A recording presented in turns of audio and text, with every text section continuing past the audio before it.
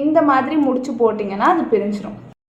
Hello all, இன்றைக்கி வந்து ரொம்ப ட்ரெண்டிங்காக போயிட்டுருக்கு இந்த மாதிரி கிறிஸ்டல் பீட் ப்ரேஸ்லெட்டு. ஸோ இது எப்படி பண்ணுறதுங்கிறது பார்க்கலாம். ஸோ இது பார்த்திங்கன்னா நான் அந்த ஒரு லைன் வாங்கியிருக்கேன். இதில் எப்படியும் ஒரு 4 to 5 ப்ரேஸ்லெட் கிட்ட பண்ணலான்னு நினைக்கிறேன் தாராளம். அப்புறம் இதுக்கு தேவையானது பார்த்திங்கன்னா இந்த எலாஸ்டிக் ஒன்று வாங்கியிருந்தேன். இதுவுமே இதில் பார்த்திங்கன்னா இது ஒரு 50 rupees நீங்கள் ஸ்பெண்ட் பண்ணுறீங்கிறப்போ கண்டிப்பாக ஒரு 5லேருந்து தாராளமாக 5 ப்ரேஸ்லெட்டாவது பண்ணலாம். இந்த எலாஸ்டிக்கில் எவ்வளோ வேணுமோ நம்ம வந்து ஆட் பண்ண போகிறோம். லைக் இந்த மாதிரி 1 by 1 ஆட் பண்ணிக்க வேண்டியதான்.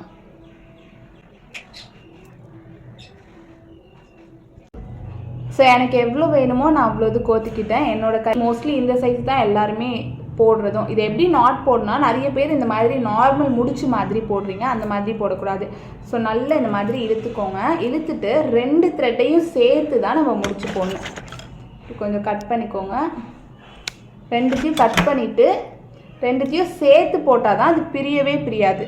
முடிச்சு மாதிரி நார்மல் முடிச்சு மாதிரி போட்டிங்கன்னா பிரிஞ்சிடும். ஸோ இப்போது இந்த மாதிரி போட்டுட்டு நம்ம கட் பண்ணிட்டோங்கிறப்ப அது பிரியாது. இல்லை நீங்கள் நார்மலாக இந்த மாதிரி முடிச்சு போட்டிங்கன்னா அது பிரிஞ்சிடும். தெரியுதா? ஈஸியாக வீட்டிலே நம்ம மேக் பண்ணிக்கலாம். தேங்க்யூ.